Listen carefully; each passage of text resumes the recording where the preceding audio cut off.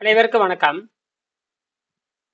நாம் இந்த உணவில்லாமல் வாழும் கலை நீர் உணவு முறை என்பதை நாம் பேசி வருகிறோம்.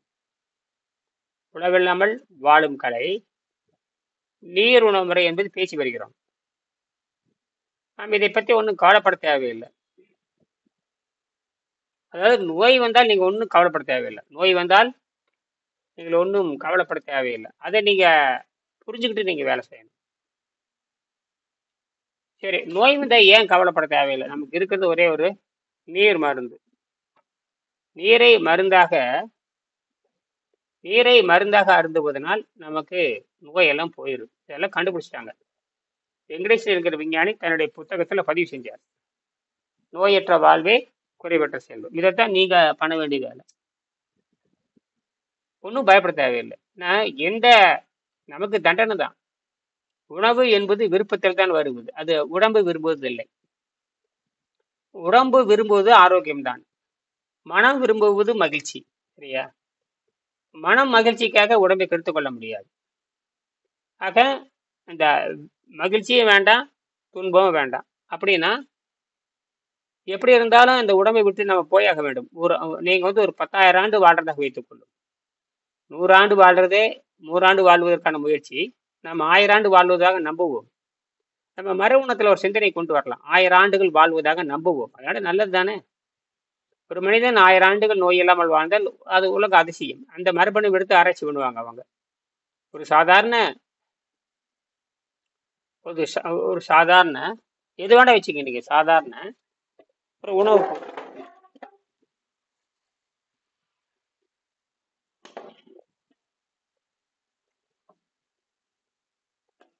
ஒரு சாதாரண உணவுப் பொருளை வச்சுக்கலாமே. ஒரு சாதாரண உணவுப் பொருள் வைத்துக் கொள்ளலாம். இந்த சாதாரண உணவுப் பொருளுடைய நோக்கம் என்ன? சாதாரண உணவுப் பொருள் வச்சுக்கலாம். அது நமக்கு ஒரு சுவை கொடுக்கறது. நம்ம சுவைக்கு தான் நம்ம பழக்கிறோம். இப்போ மருத்துவர்கள் அதான் சொல்றாங்க. மருத்துவர்கள்லாம் ஆரோக்கியத்தை தருவர்கள் தான். மருத்துவர்கள் வந்து ஆரோக்கியத்தை தருபவர்கள் அல்ல.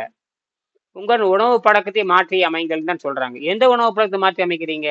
எந்த உணவு பழக்கத்தை மாற்றி அமைச்சாலும் உணவு என்பது ஆரோக்கியத்தை தருவதில்லை. அதைத்தான் அவங்க சொல்லணும். அதனாலதான் உடம்பு என்ன அந்நிய பொருளாக வெளியேற்றுகிறது. நாம் சாப்பிட்ற பொருள் உடம்பு ஏற்றுக்கொண்டால் அது மலமாக போகக்கூடாது. நாம் சாப்பிடுகின்ற பொருள் ஏற்றுக்கொண்டால் அது சிறுநீராக பிரியக்கூடாது. நாம் சாப்பிட்டுகின்ற பொருள் உடம்பு ஏற்றுக்கொண்டால் வாயில அந்த கொடுமையான நாற்றம் வரக்கூடாது. நாம் சாப்பிடுகின்ற பொருள் உடம்பு ஏற்றுக்கொண்டால் அது கொழுப்பாக தங்கி பல நோய்களை உண்டாக்கக்கூடாது. இதுதானே நம்ம விரும்புறது. ஆனால் நாம் விரும்புவது பூராமே சாராயத்தன்மை உணவு எல்லாமே சாராயத்தன்மையாகத்தான் மாறும். தாவரத்தில் இருக்கிற மாவு சாராயமாக மாறி அது எத்தனாலா மாறிவிடும். சர்க்கரை எப்படி சாராயமாக மாறுகிறதோ மாவும் அதுதான். சர்க்கரையும் அந்த மாவு பொருள் தான். கார்பன் என்கிற மாவு பொருள் தான். மாவும் கார்பன் என்னும் மாவு பொருள். எல்லாமே கார்பனால் ஆனது. இதை நம்ம எல்லாம் படிச்சிருக்கோமே. இந்த கார்பன் ஹைட்ரஜனோட தண்ணீரோட சேர்க்கின்றோடு கொடிய விஷமாக மாறும். அப்புறம் கார்பன் சேர்ந்துக்குது, ஹைட்ரஜன் சேர்ந்துருக்குது, ஆக்சிஜன் நைட்ரஜன் ரெண்டும் சேர்ந்த பரவாயில்ல. இங்க கார்பன் சேரும், ஹைட்ரஜன் சேரும், நைட்ரஜன் சேரும். கார்பன் ஹைட்ரஜன் நைட்ரஜன் சேர்க்கின்ற பொழுது கடுமையான விஷமாக மாறிவிடும். அது கொழுப்பாலாம் மாறும். அதெல்லாம் நீங்க இதை தின்னுக்கிட்டே இருந்தோம்னா நம்ம ஒரு இடைவெளி அதாவது இடைவெளி விட்டு நல்ல அறிவாளிகள் இடைவெளி விட்டு சாப்பிடுன்னு சொல்லுவாங்க. அல்லது மிகச்சிறந்த அறிவாளிகள் அமெரிக்காவில் சில அறிவாளிகளாக இருக்காங்க. அவர்கள் நூலெல்லாம் படிச்சு பார்த்தீங்கன்னா இந்த ஹீலிங் வித் மைண்ட் பவர், அப்புறம் thyroid cure with mind power இப்படிலாம் எழுதியிருக்காங்க. டாக்டர் ரிச்சர்ட் ஷாம்ஸ் எம்டின்னு சொல்லுவாங்க. அவர் அமெரிக்காவில் பென்சில்வேலியா பல்கலைக்கழகத்தில் படித்தவர். அமெரிக்காவில் இருக்கிற பென்சில்வேலியா பல்கலைக்கழகத்தில் படித்தவர். அவர் எம்டி. அவர் பார்த்தீங்கன்னா இந்த தைராய்டு சுரப்பிக்காக மருத்துவம் பார்க்கின்ற அவர் குடும்பமே மருத்துவம் தான். அவர் துணைவியார் மருத்துவர் தான். அவர் மகளும் மருத்துவர் தான். அப்ப தாயும் மருத்துவர் தான், தந்தையும் மருத்துவர். தந்தை தான் ரொம்ப முக்கியம். அவர் தான் ஆராய்ச்சியாளர். அவர் வந்து நோபல் பரிசு பெற்ற விஞ்ஞானிகளோடு மருத்துவத்தில் நோபல் பரிசு பெற்ற விஞ்ஞானிகளோடு ஆராய்ச்சி பண்ணவர். இன்டகிரேட்டட் மெடிக்கல்பாங்க. Integrated integrated integrate integrate integrated medical சென்டர்னு சொல்லுவாங்க. பல்துறை மருத்துவம்னு சொல்லுவாங்க. அந்த மாதிரி பல்துறை பென்சில்வேனியாங்க புகழ்பெற்ற மருத்துவம் பல்கலைக்கழகம். அந்த பல்கலைக்கழகத்தில் பணியாற்றியவர். இப்படி பல்வேறு அமெரிக்காவில் பல்வேறு துறையில் பல்வேறு, குறிப்பாக ஹோலிஸ்டிக் ஹெல்த் சென்டர்ன்றது. ஹோலிஸ்டிக் தான் புனிதமான அர்த்தம். அங்கெல்லாம் வந்து இந்த மருந்து மாத்திரம் கிடையாது. ஹோலிஸ்டிக் மெடிக்கல் சென்டர்லாம் ரொம்ப புகழ் வாய்ந்த மருத்துவர். அவர் என்ன சொல்றாரு கேட்டிங்கன்னா, ஒரு ஆரோக்கியத்தை விரும்ப புனிதமான இந்த ஹோலிஸ்டிக் ஹெல்த்னா புனிதம்னு வரும். புனிதமான தூய்மையான, நாம் தமிழ் தூய்மை மணியான ஆரோக்கியத்தை விரும்புகின்றவர்கள் அல்லது தூய்மையான ஆரோக்கியத்தை விரும்புகின்றவர்கள், அந்த புனிதமான ஆரோக்கியத்தை விரும்புகின்றவர்கள் ஆணோ பெண்ணோ தான் சுவாசிக்கும் காற்றையும் தான் பருகும் நீரையும் பரிசீலித்து உட்கொள்வார்கள். அப்ப தூய்மையான காற்று இருக்கான்னு பார்ப்பாங்க, தூய்மையான நீர் இருக்கான்னு பார்ப்பாங்க. அப்ப தூய்மையான காற்றும் தான் உங்கள் உணவினுடைய முதல் பங்கு அப்படிம்பாங்க. அதுதான் அவர் சொல்றாரு. நீங்க வந்து குரோம்ல போய், கூகுள் குரோம்ல போய் ஹீலிங் வித் மைண்ட் பவர்ன்னு போடுங்க. தமிழ்லையும் இருக்கு, ஆங்கிலத்திலும் இருக்கு. அதுக்கு ஒரே வழி, நீங்கள் வெங்கடேசனுடைய உணவில்லாமல் வாழும் கலை, நீர் உணவு முறை என்ற புத்தகத்தை வாங்கி படிச்சிருங்க. அதுல எல்லாமே சொல்லியாச்சு. உணவில்லாமல் வாழும் கலை, உணவில்லாமல் வாழும் கலை, நீர் உணவு முறை அப்படின்னு வாங்கி படிங்க. இதுல அந்த டாக்டர் ரிச்சர்ட் சாம்ஸ்னு போடுங்க. Richard Sam's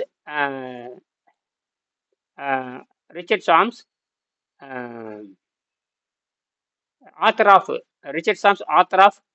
healing with mind power. அதுதான் விஷயமே. 1978 எழுதிய புத்தகம். நீங்கள் வெப்சைட்டில் போய், யூடியூப்பில் போய் அவரை பற்றி குறிப்பாக நீங்கள் பார்க்கலாம். ஒரு நிறைய வீடியோ பேசுகிற வீடியோவில் வருது.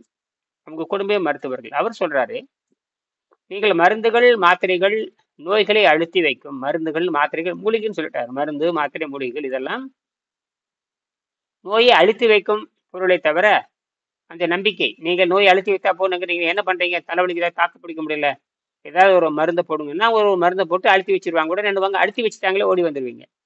ஆனால் அது என்ன ஆகுன்னு கேட்டிங்கன்னா, தொடர்ந்து பல நோய்கள் உண்டாகும். அப்போ மரணத்தில் உறுதி செய்கிறது இந்த உணவு பங்கு.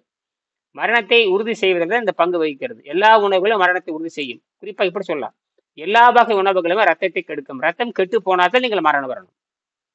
இப்போ மரணம்னு ஒன்று இருக்கு இல்லையா? எப்படி? அப்படி உணவு சாப்பிட்றாய், எல்லா உறுப்பும் கெட்டு போகணும், அப்படியே சுருங்கி சுருங்கி சுருங்கி சுருங்கி செத்து போயிடணும். 50 வயசு 60 வயசு எந்த அளவுக்கு திங்குறீங்களோ அந்த அளவுக்கு எனக்கு சீக்கிரம் சுருங்கி செத்து போயிடுவீங்க. இதுதான் யோகம் பயிலாதவர்னு பேரு. யோகம் பயிலுன்றவன் என்ன, இந்த ஜீரணீருக்கு வேலை கொடுக்க மாட்டான். ஜீரநீர் சுரந்தாவே நோய் நிச்சயம். அப்படித்தான் வந்து ஜீரநீரை பற்றி ஆராய்ச்சி செய்கின்ற ஆராய்ச்சியாளர்கள் சொல்லுகிறாங்க. அதுக்கு பேர் ஃப்ரீ ரேடிக்கல்னு பேர். அதாவது பயோ ஃப்ரீ ரேடிக்கல் நிறைய இருக்கு. Bio free radical, chemical free radical, அப்புறம் ஃபிசிக்ஸில் ஃப்ரீ ரேடிக்கல், இப்படி எல்லாமே இருக்கு. ஃப்ரீ ரேடிக்கல்னாவே எல்லாமே இருக்கு, நீங்கள் புரிஞ்சுக்கோங்க. சரியா? ஆகையினால நோயற்ற வாழ்வு வாழ்றதுக்கு நீங்கள்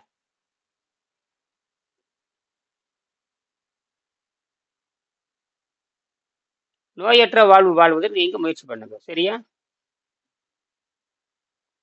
அப்ப நோயற்ற வாழ்வே வணக்கம். நோயற்ற வாழ்வை குறைவற்ற செல்லும் இதுதான். நீங்க எந்த உறுப்பை நீங்க தானம் செய்தாலும், சில பேர் சொல்லுவாங்க நான் உறுப்பு தானம் பண்றேன்பாங்க. சில பேர் சொல்லுவாங்க நான் வந்து உறுப்பு தானம் வாங்கிட்டேன்பாங்க. அதாவது ஒரு காரணமே நீங்க சாப்பிட்ற உணவினால் ரத்தம் கெட்டு போகுது. இப்ப நம்ம சாப்பிட்ற உணவினால் ரத்தம் கெட்டு போகுது, நம்ம சாப்பிட்ற உணவினால் எல்லாம் கெட்டு போகுதுன்னா அப்ப உணவினால் எல்லா உறுப்பும் கெட்டு போகுதுன்னு தான் அர்த்தம். உணவினால் எல்லா உறுப்பும் கெட்டு போச்சு. கெட்டு போனதுக்கு அப்புறம் என்ன பண்றீங்க, வேற உறுப்பு வாங்கி வைக்கிறீங்க. இப்ப நிறைய வேற ஒரு பணக்காரங்க வேற உறுப்பு வாங்கி முயற்சி பண்றாங்கன்னா அவங்களே இறந்துதான் போவாங்க. ஆச்சரியம் என்னன்னு கேட்டீங்கன்னா, எப்படி இருந்தாலும் இறந்து தானே போகணும். அப்புறம் அது பேசாம அப்ப இறந்து போறதுக்கு எதுக்கு அந்த உறுப்பு மாற்றணும்? உறுப்பு மாற்று அறுவை சிகிச்சைமா. அந்த உறுப்பு மாற்று அறுவை சிகிச்சை வந்து பல லட்சம் இருந்தா தான் தப்பிக்க முடியும். சும்மா இல்ல, சாதாரணம் இல்ல. உறுப்பு மாற்று அறுவை சிகிச்சைன்னா ஏதோ 100 ரூபாய்க்கு கிடைக்குமா? ஒரு பொருளுடைய ஒரு விலை 25 லட்சம் 30 லட்சம், என்னது 50 லட்சம் வேணும். அப்படித்தான் ஆமாங்க. அதோட விலை, எனது கள்ளக்கடத்தல். அது என்னமோ அது நமக்கு தேவையில்லை, அது வியாபாரம் தான். அது ஒரு வணிகம். அது ஒரு வணிகம், அப்படித்தான் இருக்கும். ஒரு உறுப்பு வேணும்னா நீங்க பண்ணுவாங்க. அப்ப இப்ப என்ன, இப்ப அது போக என்னன்னா விலங்குகளுடைய விலங்குகளுடைய உறுப்பை வந்து மாற்றி அமைக்க முடியுமான்னு ஆராய்ச்சி நடந்துகிட்டு இருக்குது. எல்லாமே விலங்குகளுடைய உறுப்புகளே, சம்பந்தமே கிடையாது. நமக்கும் நமக்கும் நமக்கும் விலங்குகளுக்கு எந்த தொடர்பும் இல்லை. நம்ம பரிணாமத்தில் முன்னேறியது, அதன் செயல்பாடு வேற, நம்ம செயல்பாடு வேற. ஆனா அதனுடைய உறுப்பு அப்படியே இருக்கும். நம்மளுடைய உறுப்பு மாதிரியே குரங்கு, நம்மகிட்ட இருக்க உறுப்பு மாதிரியே குரங்குக்கு இருக்கும். நம்மள்ட்ட இருக்க எல்லா உறுப்புகளுமே குரங்கோட ஒத்து போகும். ஆனால் இப்ப அப்படியெல்லாம் ஆராய்ச்சி நடக்குது. நான் அதெல்லாம் பண்ணிட்டு போறாங்க. அதெல்லாம் வந்து அப்ப எப்படி இருந்தாலும் மரணத்திலிருந்து தப்பிக்க முடியாது. மரணம் என்பது அது இயற்கையாக வர்றதா மரணம். அதை நாம யாரும் புரிஞ்சிக்காம நம்ம பண்றாங்க. இப்ப மருத்துவம் என்பது மொத்தமா மருத்துவமனாவே நீ சீக்கிரம் சாவறதுக்கான வேலை பண்ணிடுறாங்க. மருத்துவமனாவே சீக்கிரம் சாவறதுக்கான வேலை பண்றது, சீக்கிரம் சாகிறதுக்கான வேலை பண்றது. அது மருத்துவமனாவே துன்பத்திலே இருந்து சாக வைக்கிறது. மருத்துவம் என்பது விடுதலை கிடையாது, துன்பத்திலே இருந்து சாக வைக்கிறது, துன்பத்திலே இருந்து அவனை சாக வைக்கிறது. அதனாலதான் வந்து அந்த மனதை வைத்துக் கொண்டு நோயை குணமாக்குற முறை, மனதை வைத்து நோயை குணமாக்குற முறை தான் இப்பொழுது நம்ம வந்து பேச வேண்டியது. அப்ப அறிவை வைத்து நோயை குணமாக்க முடியும். அப்ப அறிவுக்கும் ஆரோக்கியத்துக்கும் சம்மந்தம் இல்லைன்னு தெரிஞ்சு போச்சு. அப்ப நம்ம என்ன பண்றோம்னா, இந்த healing with mind power, healing with அந்த தைராய்டை வந்து சரி பண்ணலாங்கிறாரு அவர். அந்த ரிச்சர்ட் சாம்ஸ்ங்கிற ஒரு மருத்துவர், ஒரு புகழ் நான் கூட அவரை பத்தி படிச்சேன். அது கூட அவங்களுக்கு எல்லாம் போட்டிருக்கேன் பாருங்க, உங்களுக்கு அனுப்பிச்சு வச்சிருக்கலாம், படிச்சு பார்த்தா தெரியும். அவங்க குடும்பமே மருத்துவர் தான். அதெல்லாம் 1978 80 எழுதின புத்தகம். 80 எழுதின புத்தகம் எனக்கு எத்தனை வருஷமாச்சு? இதுக்கே 50 வருஷமாச்சு. ஆனால் எதை எழுதுனா நீ படிச்சா தானே தீரும். எல்லாரும் எழுதிட்டு இருப்பாங்களே, இந்த மாதிரிலாம் யாரும் எழுத மாட்டாங்க. எல்லா மருத்துவரும் புத்தகம் எழுதுறத வேலையா? காட்டு மிராண்டிகள் எல்லாருமே. எல்லாரும் புத்தகம் எழுதுன பொழப்பெண்ணாகிறது. ஒன்றும் நடக்காது. எப்படி வாழணும், எப்படி முதல்ல உணவு தான் பிரச்சனைன்னு சொல்றீங்க. அப்ப உணவு பிரச்சனைனா, அப்ப உணவு தான் பிரச்சனைனா, உணவு தான் உறுப்புகளை கெடுக்குதுன்னு சொல்றீங்க. இஷ்டப்படி சாப்பிட்றீங்க. இப்ப இஷ்டப்படி சாப்பிடாம எப்படி சாப்பிடுறது? நீங்க அளவுக்கு மீறி மாவு சர்க்கரையும் திங்கிறீங்க. பின்ன அதை திங்க இப்ப எதனா திங்கிறது? இந்த கேள்வி கேட்ட பதில் இருக்குதா இல்லையா? அவங்க நீங்க உடனே மாவையும் சர்க்கரையும் நிறைய திங்கிறீங்க. இப்ப மாவு சர்க்கரை நிறைய திங்கிறது போது அப்புறம் அதையே தீர்த்து நீ திங்காம இருக்கிறியா? மாவும் சர்க்கரையும் திங்காம இரு. ஏன்டா, உலகமே மாவும் சர்க்கரை தான் தின்னுட்டு இருக்குது. தின்னா வைத்தியம் பாக்குறதுக்கு வழி சொல்லு. நாங்க தின்னுட்டு தான் இருப்போம், உன்னால குணமாக்க முடியாது, அதுக்கு பதில் சொல்லு. அது மட்டும் திங்காதுன்னு சொல்றதுக்கு நீ யாரு முதல்ல?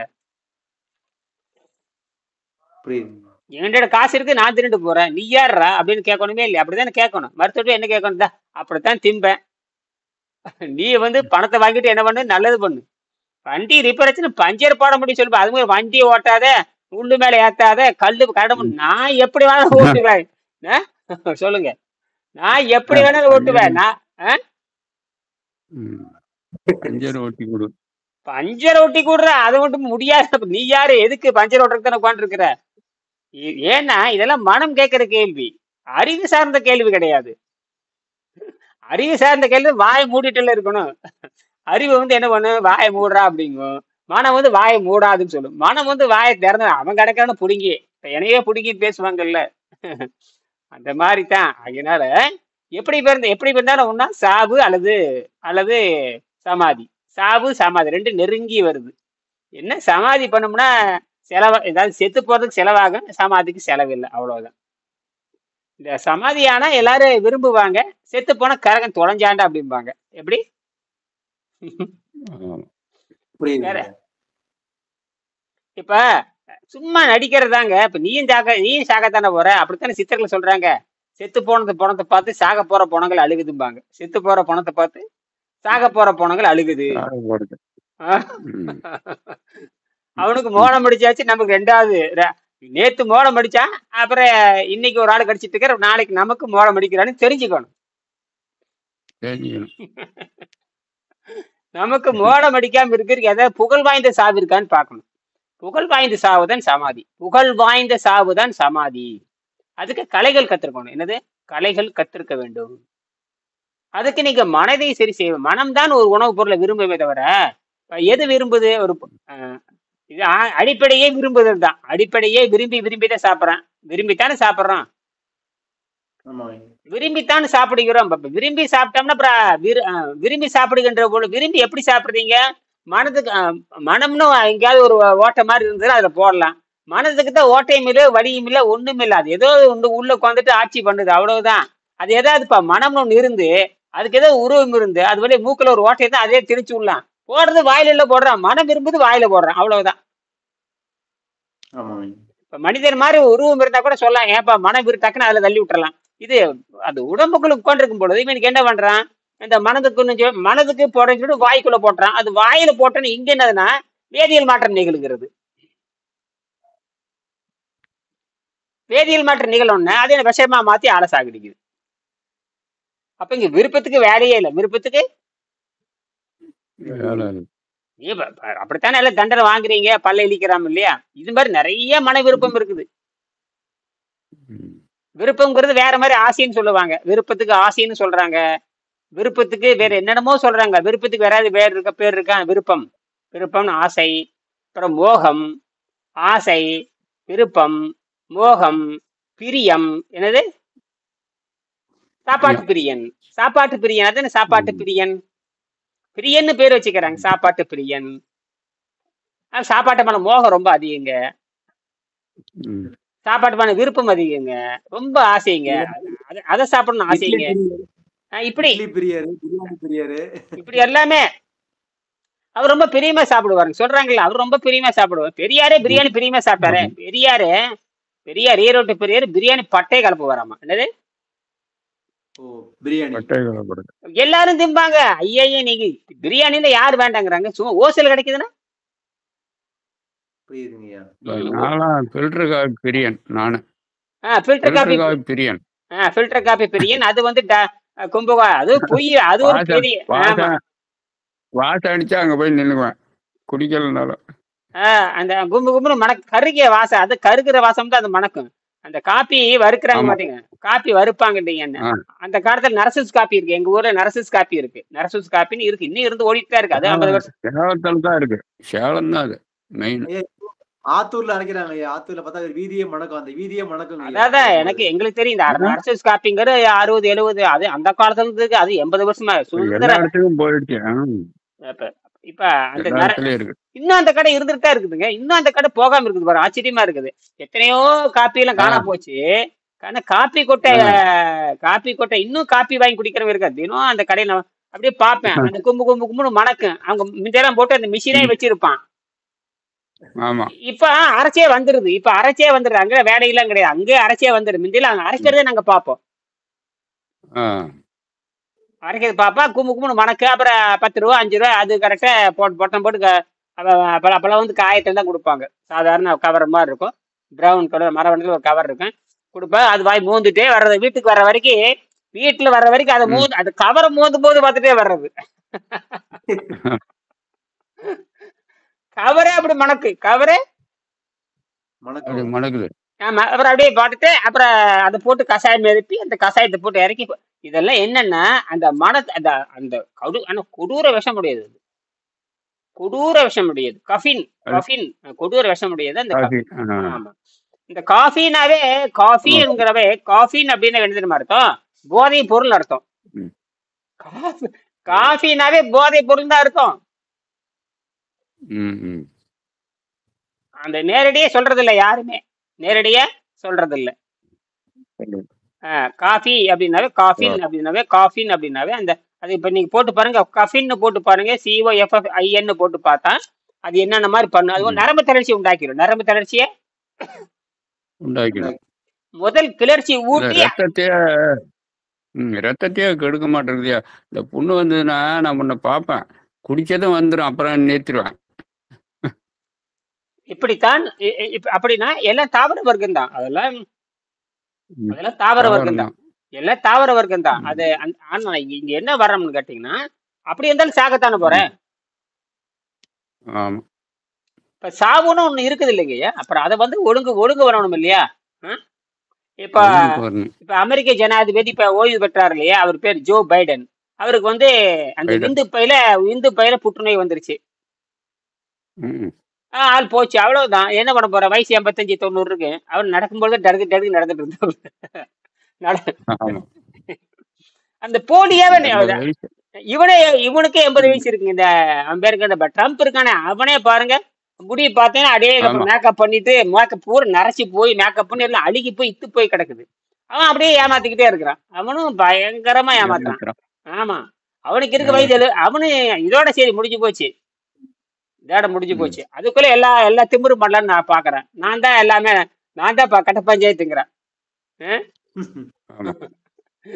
ஏ, உலகத்துக்கே நான் தான். நான் தான் அவனை யாரும் ஏத்துக்க மாட்டாங்க. அதெல்லாம் இப்ப யாரும் ஏத்துக்க மாட்டாங்க. அதெல்லாம் போடான்னு போயிருவாங்க.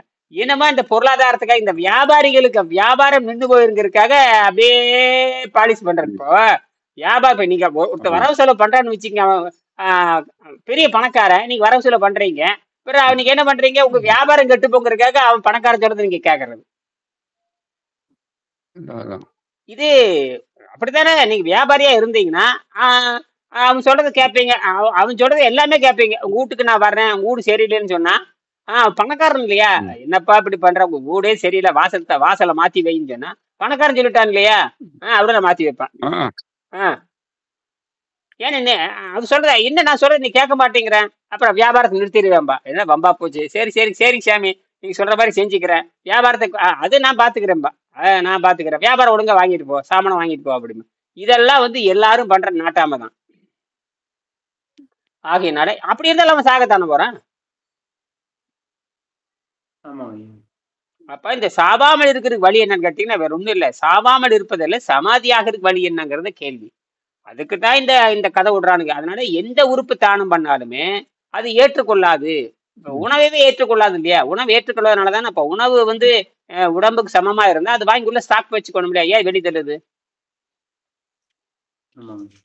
அப்ப அது வேண்டாத பொருள் தான். அப்ப விலங்கு எப்படி சாப்பிட்டு வெளியே தருது இல்லையா? அப்ப அது வேண்டாத பொருள் தான் வெளியே போகுது. அப்ப உணவு வேண்டான்னு சொல்றதுனாலதான் அது வெளியே போகுது. அப்ப உடம்பு வேண்டான்னு சொல்றதுனால அது அந்நிய பொருளால் வெளியேற்றுது. சிறுநீர் ஏன் புரியுதுன்னா உடம்பு அந்நிய பொருள் அது வெளியேற்றுது. மழை ஏன் போகுதுன்னா சாப்பிட்டோட மலமா போகுது, அது வெளியேற்றுது. அப்புறம் நாக்கையே வாடை அடிக்குதுன்னா அது அந்நிய பொருள் நாற்றம் அடிக்குது. அப்புறம் அதே மிச்சமா இருக்கிறது போய் உள்ள போய் விஷமா கொழுப்புங்கிற கொழுப்பா தான் மாறும். எல்லாமே கொழுப்பா மாறிடுது. எல்லாமே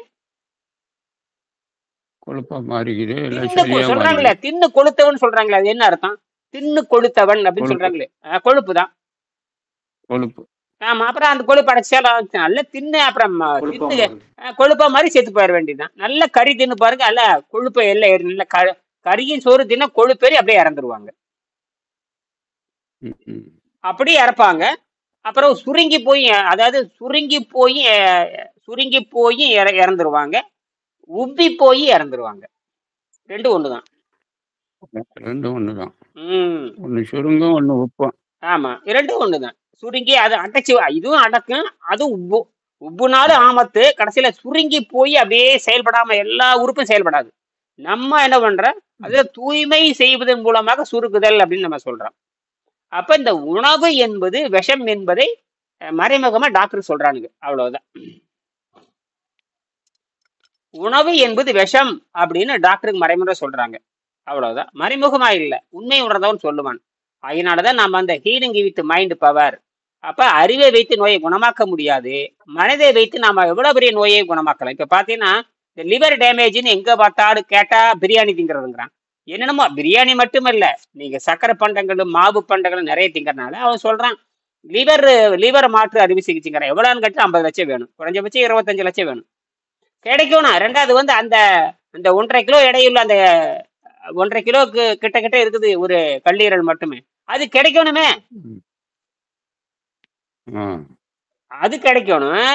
அது மட்டும் இல்ல, அது உள்ள பொருத்திட்டீங்கன்னா நீ வாழவும் முடியாது. மருந்து மாத்திரை தின்னுகிட்டே இருக்கணும். ஏன்னா அது உடம்பு அது ஏத்துக்காதுங்கிறான். ஏன்னா உணவே அந்நிய பொருளா இருக்கிறப்போ அப்புறம் அந்த இறைச்சி எப்படி அந்நிய பொருளா இருக்கும்? அந்த இறைச்சி தானே, அது இறைச்சி தானே.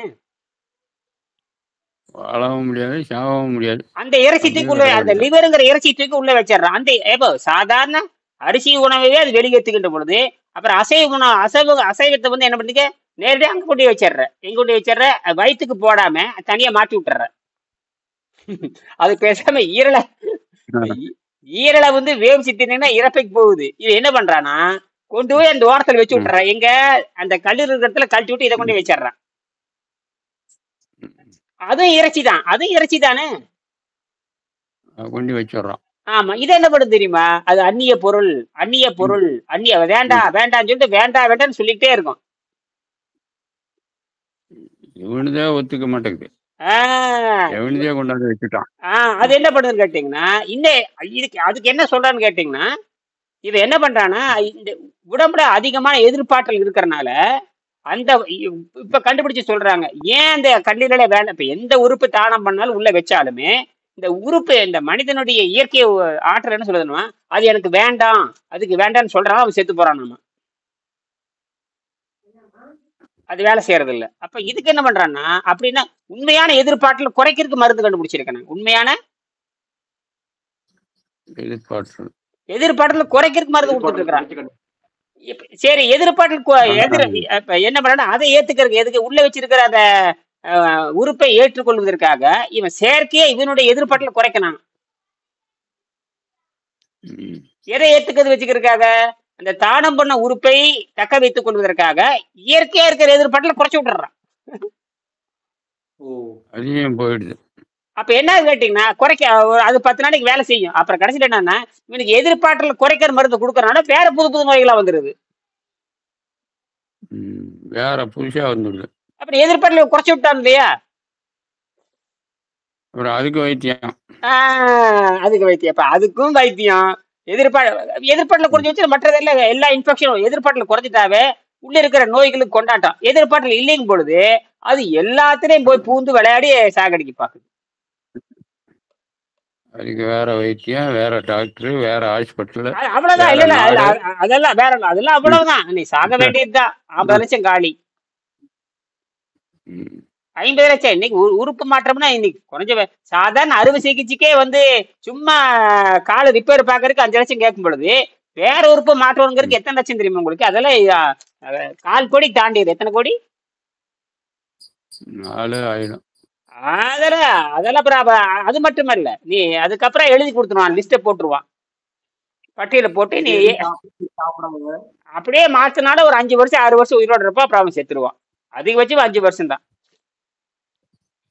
கேரண்டி எல்லாம் கிடையாதுங்க. கேரண்டி எந்த உத்தரவாதம் அவங்க சொல்றது இல்லை. எந்த உத்தரவாதம் சொல்ல மாட்டாங்க. சொல்றது இல்ல. சொல்லக்கூடாது, சொல்லக்கூடாது. அவங்க பத்திரம் எழுதியே தரப்போறாங்க. அதெல்லாம் இல்ல, பத்திரம் எழுதியே தரப்போறாங்களா? நீ 50 லட்சம் செலவழியாச்சு, நான் வந்து அப்படி ஏதாவது 5 ம், வருஷத்துக்குள்ள செத்து போயிருந்தீங்கன்னா, 5 வருஷத்துக்கு செத்து போயிட்டீங்கன்னா நாங்க 50 லட்சத்துக்கு திருப்பி தருவோம், வட்டியோட திருப்பி தருவோம். அவனை ஒப்பந்தம் போடுவான்னு பாருங்க.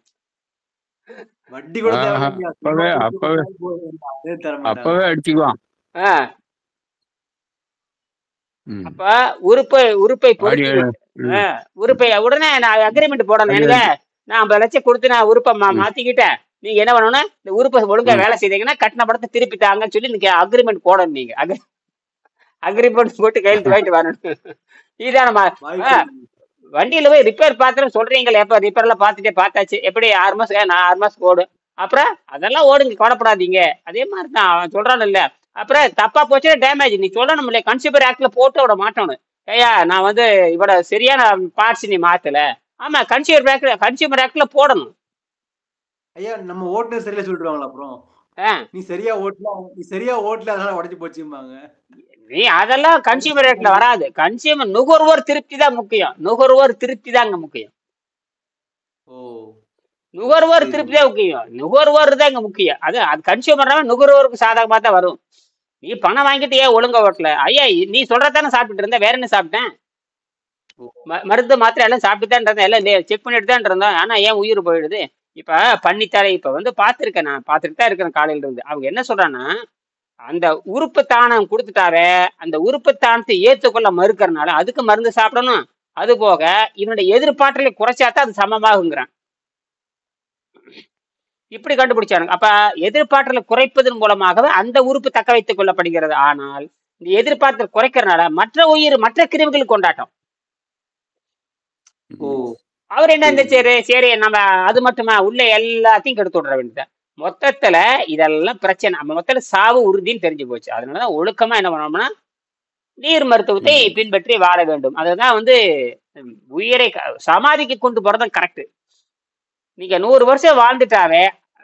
ரெண்டாவது வந்து நீங்க இது ஆச்சரியமா என்னன்னு கேட்டீங்கன்னா, உயிர் வந்து உடலை விட்டு ஒழுக்கமா போகணும். அதுதான் உணவே வேண்டான்னு சொல்லுது, உயிரையும் வேண்டான்னு சொல்லுது. இப்ப உயிரும் வேண்டாம், உணவும் வேண்டாம். இதுதான் அடிப்படை. என்னது? உயிரும் வேண்டாம். அதான் இயற்கை நோக்கம். பின்ன என்னது? உன்னை வச்சுக்கிட்டே இருக்க போதா? உயிரும் வேண்டாம், உடலும் வேண்டாம். அதான் அடிப்படை. உயிர் அதுல சொல்றாரு. அந்த இனி இவரு வெங்கடேஷ் ஐயா இதுல சொல்றாரு. அவர் சொல்றாருன்னு இவர் எழுதியிருக்காரு. இந்த மாதிரி உணவு வந்து சாப்பிட்டே ஆகணும்னு எல்லாம் இவ்வளவு கோடிக்கணக்கில் செலவு பண்ணிக்கிட்டு இருக்கோமே. சில சாமியார் பேரை பார்த்துருக்கிறேன். அவன் ஒரு கோயில்ல இருந்து இன்னொரு கோயிலுக்கு நடையாவே போறான். ஒரு இன்னும் சாப்பிட்றது இல்லை, தண்ணியும் சாப்பிட மாட்டேங்கிறான், உணவும் சாப்பிடல. ஒரு கோயில்ல இருந்து இன்னொரு கோயிலுக்கு போய்கிட்டே இருக்கிறான். இது எப்படின்னு கேக்குறாரு. ஒரு கோயில்ல இருந்து இன்னொரு கோயிலுக்கு நடந்தே போறான், ஒன்றும் சாப்பிடாதவே. அப்ப நம்மளது எல்லாம் அடிபட்டு விடுது. இந்த உழைக்கணுங்கிறது, தின்னுங்கிறது, எதிர்ப்பு சக்திங்கிறது ஒண்ணுமே அங்க வேலை செய்யல. அவன் பாட்டு ஒரு ஊரா போறாங்க, ஒண்ணு நீங்கிறது. அப்ப நம்ம பண்றதெல்லாம் வேணும்னு பண்ற மாதிரி ஆயிடுச்சு. அதுதான் விருப்பத்தில் பண்ற, மன விருப்பத்தில் பண்ணி சாப்பிடுறதுனாலதான் நம்ம என்ன பண்றோம்னா வீட்டிலேயே வந்து விஷத்தை வச்சுக்கிறோம். வீட்டிலேயே விஷத்தை எப்படி சாராய கடை, சாராய ஃபேக்டரி வச்சிருக்க மாதிரி வீட்டுல சாராய ஃபேக்டரி வச்சுக்கிறோம். சாராய தொழிற்சாலை வச்சுக்கிறோம்னா அது ஏத்துக்க மாட்டான். அப்படி நடந்து போறாங்கன்னா நீ பாத்தியாடாமா நம்மள. அதான் போயிட்டு இருக்கிறாங்கல்ல. இப்ப என்னன்னா இப்ப வந்து அது அந்த காலம் 100 வருஷத்துக்கு முன்னாடி. அவர் சொல்றதா 100 வருஷத்துக்கு முன்னாடி. நீங்க போற சாமியார் அவங்க சாப்பிட்டுதாங்க ஐயா போறாங்க. எல்லா கோயிலையும் சாப்பாடு கிடைக்குதுங்க. இப்ப போறவங்கள சொல்லாதீங்க, அவன் பனிகறி தின்னுட்டு கூட போவான். அப்ப இருக்கிறவங்கள சொல்றாரு. இன்னைக்கு வந்து சாராய பாத்துருக்காரு. இன்னைக்கு மது பழக்கம் இல்லாத யாரும் கிடையாது. மது, சிகரெட்டு, பீடி இல்லாத யாருமே கிடையாது. சாமியார்லாம் எல்லாமே பண்றாங்க. அப்ப இருந்தவங்க அவங்க தூய்மையா இருந்தாங்க, சாப்பாடு இல்லாதவே இருந்தாங்க. தூய்மை சாப்பாடு இல்லாத இருக்கிறதுக்கு அடிப்படை. அப்ப அதெல்லாம் பண்ணாங்க. அப்ப வந்து நோயை கண்டு நம்ம பயப்பட தேவையில்லை. நோய்ங்கிறது ஒண்ணுமே இல்லை. சுத்தமான தண்ணீர் தான், அப்புறம் சுத்தமான காற்று தான். சுத்தமான தண்ணீரும் காற்றுல மனதால குணப்படுத்தணுங்கிறது 7வது அறிவுக்கு போயிடுறோம். ஆமா, மனதால குணப்படுத்த வேண்டியதா, வேற ஒண்ணும் இல்லை. சுத்தமான